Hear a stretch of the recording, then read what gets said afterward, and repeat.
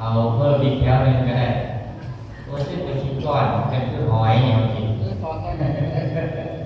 พอกระดูกอยู่ที่โรงงานผมเวลาถ่ายภาพมาจากโรงงานพอเอาเป็นเพราะว่าเอาเป็นนักศึกษาวิชาชีพชั้นสูงแล้วเอาเป็นผู้ใหญ่นะ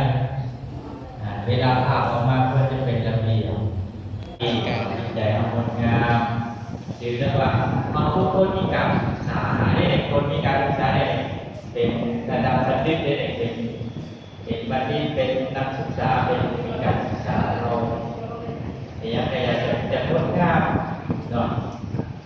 ต้องงดงามจิตใจอย่างงดงามเป็นการคิดทั้งหมดนะอย่างที่เขาผ่าตัดอย่างที่เขาบอกมีว่าเขาบอกมีสมาธิเขาบริเวณน้ำใจแท้คนไทยที่เป็นอะไรกันตอนนั้นแต่ก่อนนั้นทางไปโอโหทุกปีพระอาจารย์มีแย่ทำโดยสิ่งเสมอภาคการผู้อาจารย์เท่านั้นที่เรียนการมีก็ได้เด้อผู้อาจารย์ที่มาทำการศึกษาบ้านเรียนการทั้งหลายอย่าลืมนะว่าเอาต้องเก็บไปใส่ในชีวิตหันไปเที่ยวไปทัศนศึกษาทำทัศนะไปวางการท่องเที่ยวไปเบิ่งศึกษาไปว่าเรียนผู้เนาะเวลาออกไปแต่ว่าแปลยังเรื่องนักศึกษาออกไปเข้าตั้งแต่ขึ้นรถไปเลยนี่เป็นว่าโอเคเรามองลูกเบิ้งมูทั้งนาลูกเบิ้งมูทั้งนาเนี่ยเป็นยืดในชุดแขนเบิ้งนาเบิ้งทางได้เนาะพร้อมยังพร้อมหรือยังเอาเตรียมเลยฟังเด้อถ้าพระอาจารย์ก็เตรียมเห็นไหมเลยว่าเราไปลงมือไหวผู้ยิ่งตอนจะกราบนะตอนจะกราบอันนี้เนี่ยขออนุญาตนะเพราะว่าบางลูกหลานบางคนกับโบแมนพุทธเนาะมีคลิปนะพ่อลูกเราจะต้องได้เข้าใจนะครับได้แสดงออกตามสังคมนั้นๆเขาอยู่ใช้ขยะจะเป็นไฟศาสนาอะไรก็ตามแต่ว่าเขาจะต้องเรียนรู้และการแสดงออกตามกาลเทศะเพราะฉะนั้นเขาจะบอกการเรื่องตั้งธรรมเขาจะบอกเรื่องวิธีปฏิบัติเพื่อให้เกิดผลในการเรานำที่เราไทยเราทำเป็นตัวอย่างให้รุ่นน้องนะเอาแถวนี้ก็แล้วเอานั่งเดี๋ยวอาจารย์ที่นั่งให้บนสูงขออนุญาตนะอาจารย์ขออนุญาตผู้ชายขออนุญาตผู้ชายนั่งแบบนี้เอา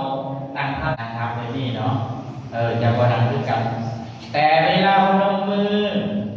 พระอาจารย์เราเตรียมอาจารย์นี่เวลาเตรียมตัว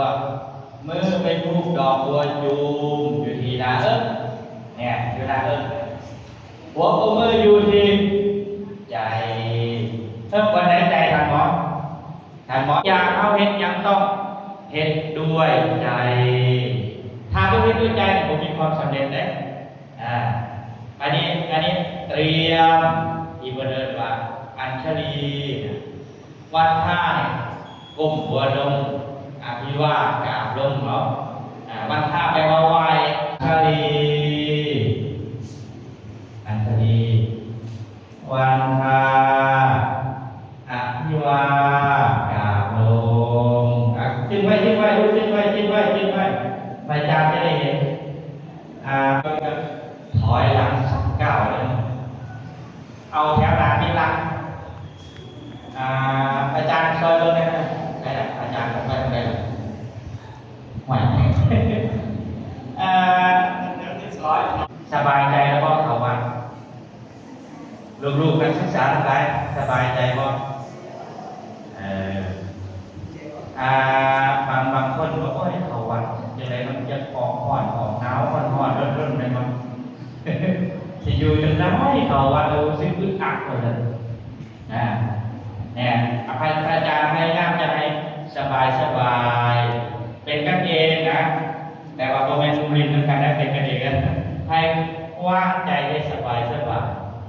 ลูกนักศึกษาหลายๆให้เขาเก็บเอาความรู้ ใครรู้จักไหมใครรู้จักชื่อทานหมอนักศึกษาหมอในสมัยพุทธกาลใครรู้จักหมอจะเรียนตรงหรือหมอเนี่ยเอาเฉลยชื่อว่าชีวกุมารพาเก่งหมอสมัยนี้ยังเห็นบ่ได้เลยเก่งตรงไหนตอนสอบจบจากสถาบันการศึกษาของปีให้ทานหมอทั้งหลายไปหายาเอาเองไปแล้วถือเสียมก็ได้ถือผ้าก็ได้ไปเอาหักหญ้าเอายาจากป่าเนี่ยมาให้ได้ว่าให้ได้ยาอย่างแล้วมาให้อาจารย์คือจังสีแล้วให้อาจารย์หมอนี่แหละนักศึกษาทุกคนได้หมดยานั่นอาจารย์หมอชีวกุมารพัฒน์ให้เขาไปป่าออกมาบ่ได้ยังเป็นเจ้าว่าแปลกว่าบาเนี่ยหมู่ทั้งหลายหัวฝันเราแซวบาเนี่ยโอ้ยว่าคันหมู่กันก็จะแบบได้เฮาชนิดกันนะผู้ชายกันเนาะก็จะแม่นบึ้งกับหมู่ได้ยังหมดทุกอย่างก็โตกันบ่ได้ยังสักอย่างปานนี้แหละทานหมอนี่หมอใหญ่น่ะอาจารย์หมอว่าซั่นเพิ่นเลยเห็นหมอชีวกนี่แปลกหมู่บ่ได้ยังสักอย่างแต่เจ้าถ้าสมมุติเจ้าเป็นอาจารย์เจ้าสิคิดว่าจังไดแสดงว่านักที่ทุกต้นไม้ใบหญ้าเป็นยาที่ใดนะเลยทางหมอชีวกของคนไทยบัวมหาเศรษฐีหลายๆจนพวกพระราชาแต่ว่ามีครั้งหนึ่งปุ่มยาใส่กับดอกบัวให้พระพุทธเจ้าพระประธานในกระทายพระญาติวาโลอัญชลีวันทาอภิวากาโลอัญชลีวันทานอบน้อมบุคคลแล้วก็แต่เวลาเตรียมทานผู้ชายสิใกล้แน่ผู้หญิงต้องสังรวมเพราะว่าผู้หญิงนี่คล้ายๆยังพูดเด้ส่งขาเดียวเนาะที่ยกขาข้างหน้ามันก็ได้ต้องยืดเข่าขึ้นถ้าจะเปลี่ยนข้างหลังบ่แม่นสิเปลี่ยนขาอันตีนมหายังพูดบ่ได้บ่งามบ่มารยาทของพระเป็นแม่ยิ่งลาวมีมนต์จะถามกันนั้น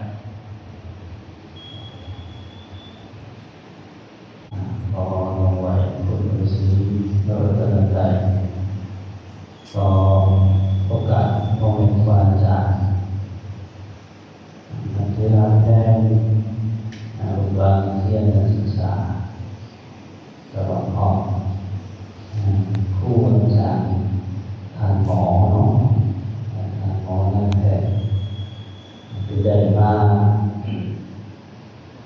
อบรมหรือทัศนะมาอบรมเนาะอบรมศีลธรรมทางดีของเราต่อไปเราฟังการกล่าวสื่อสารนั้นเราบอกต้องมือกันอนาคตจะเป็นแพทย์เป็นหมออันนี้เป็นหัวใจของการบวชคนเลยนะพระเจ้าบอกยาเพื่อยาเพศยาภายนอกยาขันยาจอกยาภายในยาชีวิตกายใจยาทั้งข้างนอกยาทั้งข้างในภาษาของมันลูกหลานเราอาจจะบ่เข้าใจอะไรจะมันหมายถึงอย่างแต่มันเป็นภาษาของมันถ้าว่าเป็นภาษาสมัยใหม่ว่าหักษาเพื่อหักษาเพศตามเพื่อตามปักคุณมหาเขาว่าตามขันตามจอบตามทั้งในรักษาชีวิตกายใจรักษาทั้งข้างนอกทั้งข้างในนี่คือหัวใจของการรัก